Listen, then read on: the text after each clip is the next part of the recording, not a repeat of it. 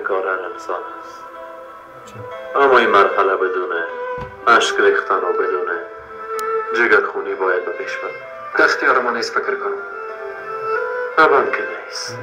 اما ببینه اگه اتفاقات درست درک نکنه بازی اتفاقات ما را به راحتی از بین خواهد برد. بچه منظورتان نفهمیدم.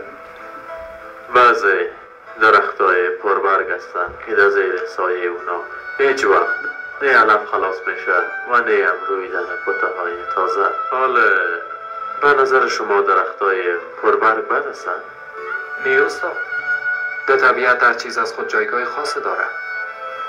ببین بعضی اوقات ما یعنی نسل سابق مثل همون درختای پربرگ هستیم در وقت رساندن و بزرگ کردن اولادای خود به اندازه کافی کمک کرده و رسیدن نمیتونیم.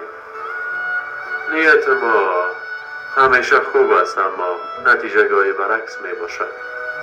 خداوند و شما پدرتان روان کرد و شما یک دیگه خدا بخشیده.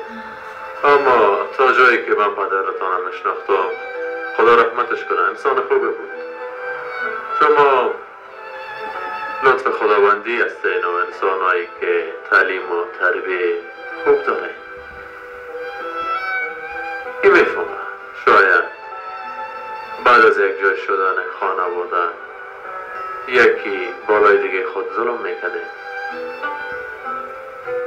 درخت که همیشه اطرافش سبز است. بله در صورت امکان داشت قلبا و قسم بشکنه که دیگه هرگز پیوند شده نتانه. تقدیر بر اندازه که با زبان حکمت بخوانیم فهمیدن و درک کردن او به همون اندازه راحت‌تر میشه. واقعا یا همه چیز زیباست و یا هم نتیجهش زیباست. از این به بعد همه شما باید صبر کنین و به حکم تقدیر راضی باشین. خداوند و شما قدرت تحمل کردن بده. از راه راست و مستقیم جدایتان نسازه. آمین. آمین آمین آمین. به اندازه که حوادث شیرین وجود داره به همون اندازه حوادث تلخ وجود داره. در حقیقت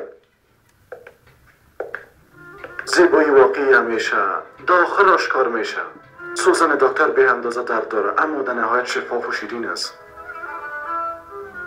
خوردن غذایی که به معده تکلیف میرسانه لذت بخش نیست.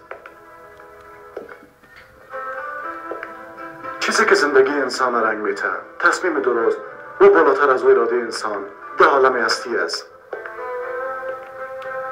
پس درد و لذت از یکی دیگه خود دور نیستند. گذشتگان ما در حالت غم و خوشی درست گفتند. حالی از هم دیگه جدا شدیم اما بعد از یک مدت یک جای میشیم.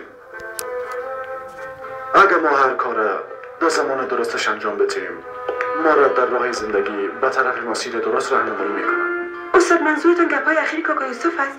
یعنی وصیتی که به شما کردن؟ نسرین نمیفهمم. من مثل شما هر روز چیزای نو یاد میگیرم.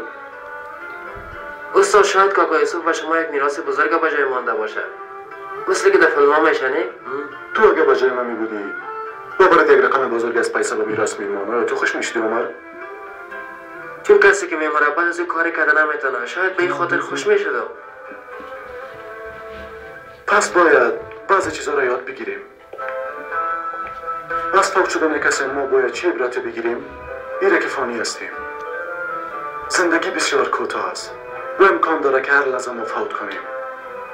پس آیا مادیات ارزش در مقابل زندگی داره؟ میراث را که به ما پدرهای ما و بزرگان ما مانده بزرگترین خزانه زندگی ما است. اما ضرور نیست میراث پیسه باشه. اگر واقعا بخوایم ببینیم و بفهمیم متوجه میشیم که برای ما چیزای با ارزش و میراث ماندن. به همین خاطر از شما خواهش میکنم که به اولیایتان بگوین که با دیدن ما بیاین. اما استاد